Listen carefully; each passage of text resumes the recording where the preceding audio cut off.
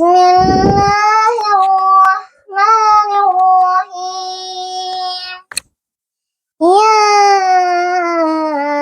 أيها المزمل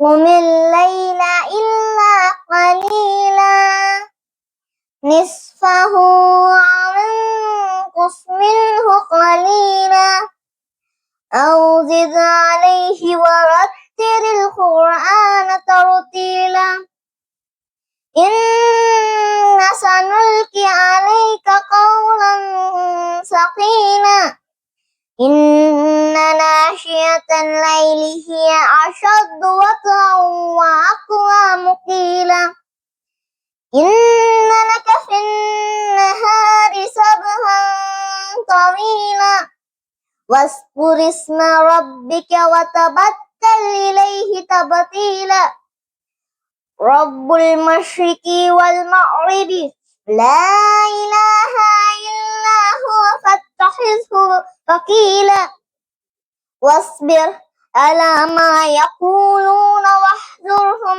هجرا جميلا وذرني والمكذبين أولي النعمة ومهلهم قليلا إن لدينا أنكالا وجحيما وطعاما ذا غصة وعذابا عليما يوم ترجف الأرض والجبال وكانت الجبال كثيبا مهيلا إنا أرسلنا إليكم رسولا شاهدا عليكم كما أرسلنا إلى فرعون رسولا فعصى فرعون الرسول فأخذناه أخذا وبيلا فكيف تتقون إن كفرتم يوم يجعل البلدان شيبا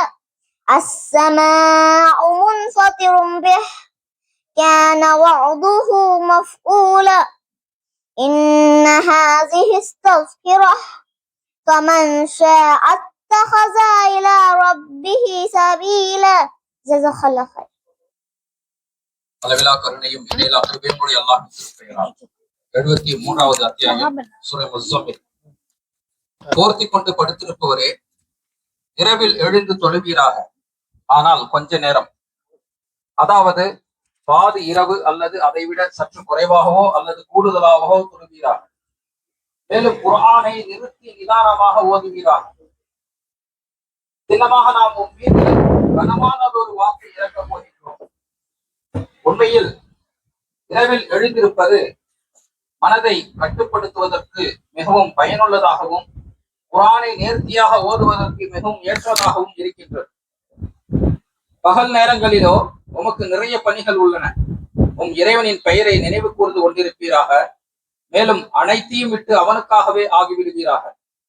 அவன் கிழக்கு மேற்கு திசைகளின் அதிபதி ஆவான். அவனை தவிர வேறு இறைவன் இல்லை. எனவே அவனையே உமக்கு பொறுப்பேற்பவனாக வக்கீலாக ஆக்கிக் கொள்வீராக.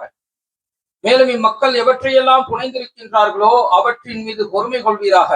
மேலும் கண்ணியமான முறையில் அவர்களை விட்டு விலகிவிடுவீராக. பொய்யென வாதிடுபவர்களான இந்த சுகவாசிகளை கவனித்துக் கொள்ளும் பொறுப்பை என்னிடம் விட்டு விடுவீராக. மேலும் சிறிது காலத்திற்கு இவர்களை இப்படியே விட்டு வைப்பீராக. நம்மிடம் இவர்களுக்காக கனத்த விலங்குகளும் கொழுந்து விட்டெறியும் நெருப்பும் தொண்டையில் சிக்கிக் கொள்ளும் உணவும் துன்புறுத்தும் வேதனையும் உள்ளன. இது நடைபெறும் அந்நாளில் பூமியும் மலைகளும் நடுங்கும். மேலும் மலைகள் சரிந்து போகும், மணற்குவியலை போன்றதாகிவிடும். சின்னமாக நாம் ஒரு தூதரை உங்கள் மீது சான்று பகரக்கூடியவராக ஆக்கி உங்களிடம் அனுப்பினோம். பிறவனிடம் நாம் ஒரு தூதரை அனுப்பியது போன்று. பிறகு பார்த்துக் கொள்ளுங்கள், பிறவும் அந்த தூதரின் பேச்சை ஏற்காத போது நாம் அவனை மிகவும் கடுமையாக பிடித்தோம். நீங்கள் நிராகரித்து விட்டால் அந்த நாளில் எப்படி தப்பித்துக் கொள்வீர்கள்? அதுவோ குழந்தைகளை நரைக்க செய்துவிடும். அதன் கடினத்தால் வானம் வெடித்து தகர்ந்து போய்விடும். அல்லாஹ்வின் வாக்குறுதி நிறைவேறியே தீர வேண்டியுள்ளது. சின்னமாக இது ஒரு அறிவுரையாகும். எனவே இனி விரும்புகின்றவர் தன்னுடைய இறைவனின் பக்கம் செல்லும் வழியை தேர்ந்தெடுத்துக் கொள்ளட்டும். ஸல்லல்லாஹு அலைஹி வஸல்லம்.